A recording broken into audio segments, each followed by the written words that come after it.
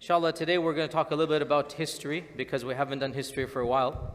And I recited Surah Ibraheem, and in it we learned that the Prophet Ibrahim, of course, built the Kaaba.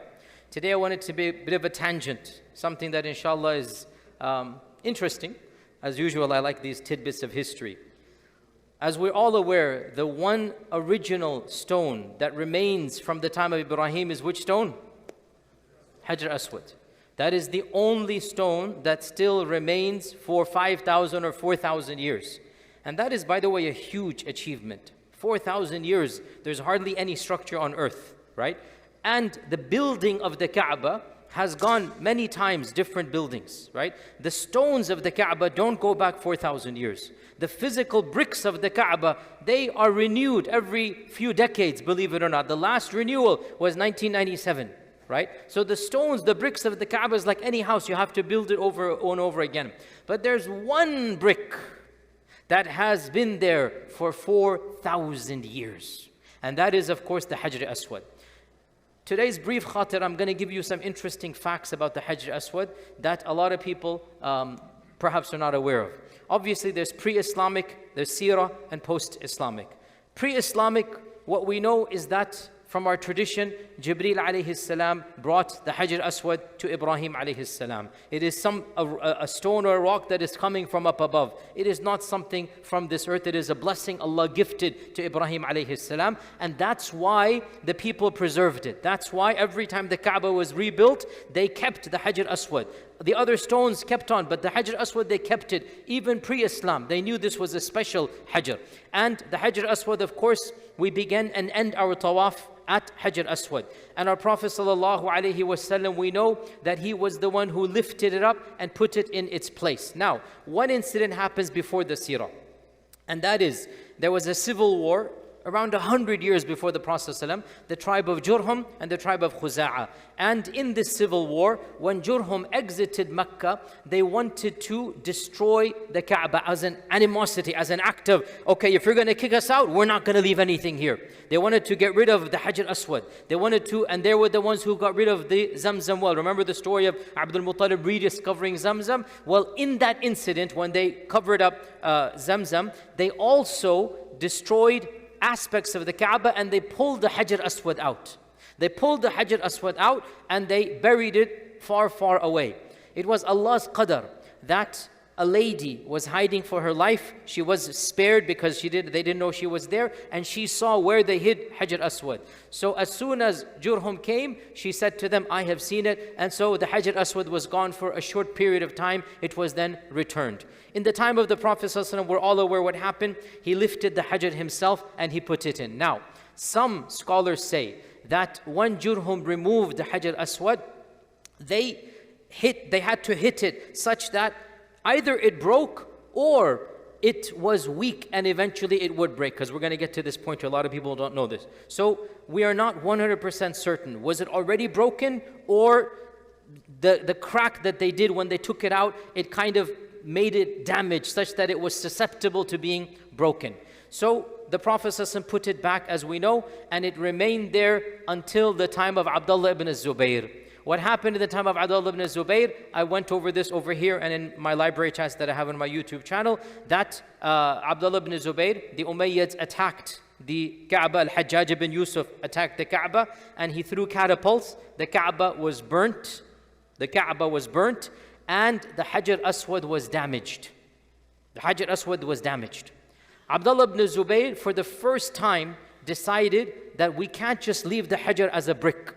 So he was the first person to put that silver container around it. You all know that silver container, right? You all know that silver receptacle. Abdullah ibn Zubayr was the first person to say we need to protect the Hajr Aswad from any future attack. So he put it inside of like a case. That's the case that you see. The idea came from Abdullah ibn Zubayr. That was the first time the Hajr Aswad was put, and they say it was a case made out of alloys of silver and of other elements put together. Whatever he had, he just made it an icon or a case to put over there. That case remained until the time of Harun al-Rashid. Harun al-Rashid comes around 190 Hijrah. he does tawaf around the Kaaba, and he sees this Hajr Aswad and the same alloy and the same metal that Ibn Zubayr had put 150 years ago, 130 years ago, and it's decrepit, decayed, rusty. So he says, I need to build it again. So Harun al-Rashid spent a mini fortune, and he put 100% silver and like the most expensive material, because you have to remember, Ibn Zubayr, they didn't have access to what Harun al-Rashid had access to, right? Ibn Zubayr is, relatively speaking, in terms of civilization, don't misunderstand me, relatively primitive. I mean, they don't have, as for Harun al-Rashid, this is Baghdad. This is the city of 1,001 nights. This is the pinnacle of the Muslim empire. So the craftsmen and the skills and the technology has gone leaps and bounds. So Harun al-Rashid is the one who makes that shape that we're familiar with, right? That beautiful shape and that alloys. This is Harun al-Rashid in 190 Hijrah. So Harun al-Rashid makes that, and he then, covers the Hajr Aswad in this regard. Then 317 Hijrah, a tragedy happens. Now, if you don't know this tragedy, I'm sorry that I have to be the one to tell this to you, but this is history. I don't change history. It is what it is. And I keep on saying, there's a statement you should memorize from me. Our religion is divine. Our history is human. Our religion is divine. Our history is human. In the year 317 Hijrah, there were many different schisms and groups, many different sects and ideologies.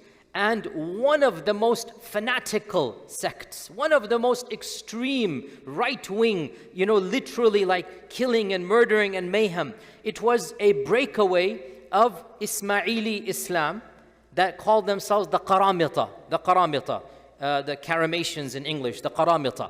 Now, Ismailism is one of the branches of Shi'ism. Very briefly, you have 7er Ismaili, you have 12er Ithna Ashari, you have 5er Zaydi. These are the main 3 branches of Shi'ism. And Ismailism is considered to be, from our perspective, the farthest to us. It's always been the case. And within Ismailism, there are many different branches. And in our times, all of you are aware, you have the Nizari Aga Khani branch, you have the Bohra branch, you have the Duruz as well. The Qaramita were the most extreme of the Ismailis, the most extreme. And they didn't follow the Sharia, they didn't pray 5 times a day, they had really bizarre theology, and they made an empire in what is now the island of Bahrain and Al-Ahsa in Saudi Arabia. Al-Ahsa, there's a region there. They made an entire empire over there, right? So they had their mini dynasty, separate from the Abbasids, separate from even the Fatimids. The Fatimids of Egypt were Ismaili, right? The Qaramita said to the Ismaili Fatimid Caliphate, you are outside Islam, you are kafir. They didn't acknowledge the Fatimid Khalifa. They were that much breakaway. And they started fighting the Abbasids. And the Abbasids were weak. This is now, 317 Hijrah. The Abbasids are a complete disaster at this stage. So the Qaramita take over much of the Abbasid Empire. They surround Kufa. They were about to take over Kufa. They attempted to attack Baghdad, and they succeeded in attacking Mecca. In the year 317, they launched a surprise attack on Mecca itself. And during Hajj, this is one of the saddest times of our Islamic history, early Islamic history. During Hajj, they killed 20,000 Hujjaj. They massacred the Hajj of that year, killed them. It is said blood was flowing in the Haram. Astaghfirullah, they filled the bi'r of Zamzam with dead bodies. You could not drink Zamzam for months after this. They filled the well of Zamzam with dead bodies. Their leader uttered kufri statements on top of the Kaaba. I don't want to repeat them. You can look up books of history. It's vulgar kufri statements. And he commanded the Hajr Aswad be taken out. They attempted to remove it, but Harun al-Rashid had placed it so solidly, they could not remove the metal. They couldn't remove the silver. So they began hitting the Hajr Aswad with an axe. And they caused the Hajr to crumble, and they then took the Hajr in a bag, crumbled now, pebbles. And they went to their land far away, Qatif, Ahsa, in that region. And they built, I'm sorry to tell you this, this is history, they built another Kaaba over there. And they put the Hajr over there. And they demanded the people do tawaf of that Kaaba. And the people refused, their own people in that region. So they fought their own people and killed another few thousand of their own people. For 22 years, there was no Hajr Aswad in Mecca. For 22 years, the Hajr Aswad was in Qatif. And by the way, to this day, that region, and some say that actual structure they built, it is still present to this day. Some say, I have people that have gone there, acquaintances of mine, they have said they have seen it, wallahu a'lam. But for sure, the region is still there, the land is still there. And for 22 years, the Abbasid Khalifa attempted to get it back, but their empire was too strong. They fought them back. The Abbasid Khalifa said, give me a price and I'll get it back. They refused. 50,000, 100,000 gold coins, like, $10 million. They refused. They did not want to give it. Until it is said the Fatimids interceded. Because the Fatimids were, okay, they had animosity between the Qaramita, but at least they were one strand. So the Fatimids interceded through some treaty, because what was happening was the Fatimids were getting the blame that this is your group. And the Fatimids was like, no, this is not our group, this is the Qaramita. It's not nothing to do with us. But because they were Ismaili, so the Fatimids were getting the blame that you guys are doing this. So the Fatimids felt the PR pressure, right? So the Fatimids intervened, they got involved with the Qaramita, and they made some type of treaty. The details are a bit vague, but the Qaramita then, it is said that, in the main mosque of Kufa, a bag was thrown in and said, this is the Hajr Aswad. And so the pebbles were there. And so it was then brought back to the Haram in Mecca. And this is when, now again, this is a fact you should all be aware of. So now the Hajr Aswad has been made into pebbles. It is no longer a stone, a brick. It has been into pebbles. They say there were 15, 20 such pebbles. So what the ruler of Mecca did, his name is known, what the ruler of Mecca did is that he made an ingot, he made like an alloy of tar and of metal and of other substances, and he placed pebbles into that ingot, into that mass, and then he put the silver around that. Okay, so the actual Hajr Aswad is not the black ingot, the black stone that you see inside the silver. The actual Hajr Aswad are small pebbles inside of that black structure. And if you look at any picture, and if Allah blesses you to ever kiss the Hajr Aswad, make sure you take a look inside, and you will see small pebbles, each one of which is like this big. That is Hajr Aswad. The bulk of the structure, sorry to tell you this, it's not the Hajr. Now, by the way, all of it, if you just kiss it or what, you've done your job. Let's not make the religion more complicated. You don't have to aim your lips straight for that small little pebble. Don't worry about it, right? Allah is Ghafoor and Rahim. It's not our fault. What can we do? It happened. But technically speaking, you should be aware that that big black mass that you see, 95% of it is just alloys. And that alloy is updated every 100, 200 years. I think the last one was done, if I'm not mistaken, King Abdul Aziz's time, like around 70, 80 years ago. They updated that because it's a human product. It's not divine, it's a human product. So it corrupts it, whatnot. And so that alloy, which is a mixture of tar and other metals to put it in, the Hajr Aswad is put in, and apparently the 6 or 7 of those stones have gone inside. So you don't see them. And only 7 are visible. Majority of them are too small to even see. Only 3 or 4 are bigger than my finger, like one size of it, this much. 3 or 4, like one side of it, the other side is going to be that. So just imagine small rocks, right? That's how it's going to be. So the Hajr Aswad then was put into this ingot from the year 329, don't quote me, but roughly 329 Hijrah onwards. Now, that remained. The Mamluks came, solidified it, but the structure remained as is until Sulaiman al-Qanuni. Sulaiman al-Qanuni was the greatest Ottoman Khalifa. He expanded the Khilafah of the Ottomans, he conquered places in Europe, and he spent millions or tens of millions of dollars on, I'm saying, yani his currency, on Mecca and Medina and on Jerusalem. All of you people who have been to Palestine, what you see in Jerusalem is Sulaiman al-Qanuni's effects. The wall, the structure, the city, that's Sulaiman al-Qanuni. 550 years ago, that's what you are seeing. He did the same to Mecca and Medina. And in Mecca, he completely, by the way, he never went to Mecca and Medina. None of the Ottoman Khulafa ever did Hajj. None of the Ottoman Khulafa did Hajj for reasons beyond the scope of this Khatirah. None of them came to Mecca to do Hajj. Sulaiman al-Qanuni did not do Hajj. But he spent a fortune on Mecca and Medina. And in fact, if you went to Mecca before 1980, you would have seen some of the original structures of Sulaiman al-Qanuni until 1980. He was the one who made some, plaques around the Kaaba to walk and do tawaf. He made some of the structures, some of the doors.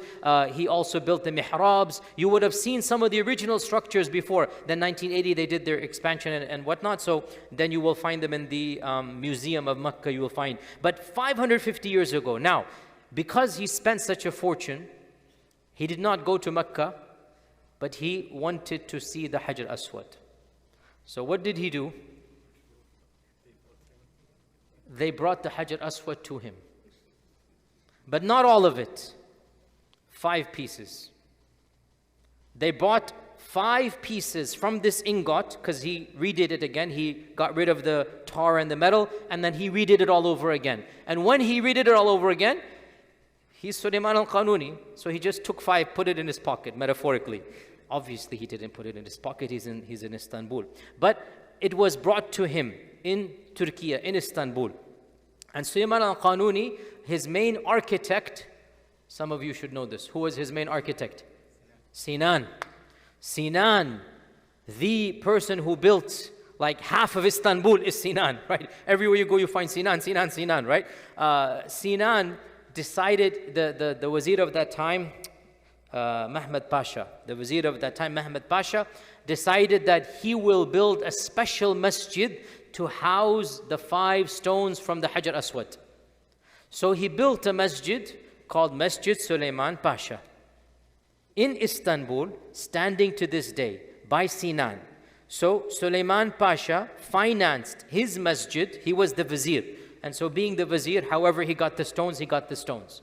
He got these 5 stones. Sinan built a special, beautiful masjid for the vizier, and at key places in the masjid, he put the Hajr Aswad, or these 5 pebbles of the Hajr Aswad. So when you walk into the masjid, one of them is there. When you're praying in the mihrab, one of them is there. When the khatib walks into the mihrab, the mimbar, one of them is there, right? So to this day, 5 stones of the Hajr Aswad are in Istanbul. And a lot of tourists go, and they don't even know of this masjid, right? So I went there. You didn't go, it's not my fault. I went there. Well, can't take 100 people there. I went there, alhamdulillah. You just go there. It says Mehmed Pasha's masjid, and it's walking distance from Hagia Sophia. You just go there, and you can see for yourself the Hajr Aswads, and these are extremely small. Just little pebbles, you'll find it over there. And you cannot touch them because they're very high up. And you just find it. You can see the architecture is pointing to that structure. So this what took place around 950 Hijr, yani 500 years ago. And that is still over there. Then from that time onwards, nothing much has changed. As we said, only the ingot has sometimes been updated. But by and large, the Hajr Aswad has remained as it is. And this is the overall story. Final theological point. As Umar ibn Khattab radiallahu anhu said, when he kissed the Hajr Aswad, he said, I know you are not something that can help or harm me. We don't worship the Hajr Aswad. In the end of the day, Allah Azza wa Jal, He blessed us to have that one icon there. But in the end of the day, as Umar al-Khattab said, you are a Hajar, you are a rock. You don't harm me, you don't benefit me. I only am kissing you because the Prophet ﷺ kissed you. So we have to be within our realm of Islamic Aqidah that yes, we do believe it is a special rock that Allah gifted to Ibraheem alayhi salam. It is also a historic rock. But in the end of the day, Allah is the one who blesses. And we just follow the sunnah of the Prophet sallallahu alaihi wasallam. So this is a short history of Hajr Aswad. Inshallah, next time you kiss the Hajr Aswad, make dua for all of us. And when you go to Istanbul, visit which masjid? Mehmed Pasha. La, Mehmed Pasha. Because it's the Vazir's masjid. The Vazir had built his own masjid. Not Sulaiman is the Qanuni. Sulaiman Qanuni is the Khalifa. The Vazir built the masjid, inshallah. And with that, inshallah, we'll continue other time. Jazakallah khair. Assalamu alaikum wa rahmatullah.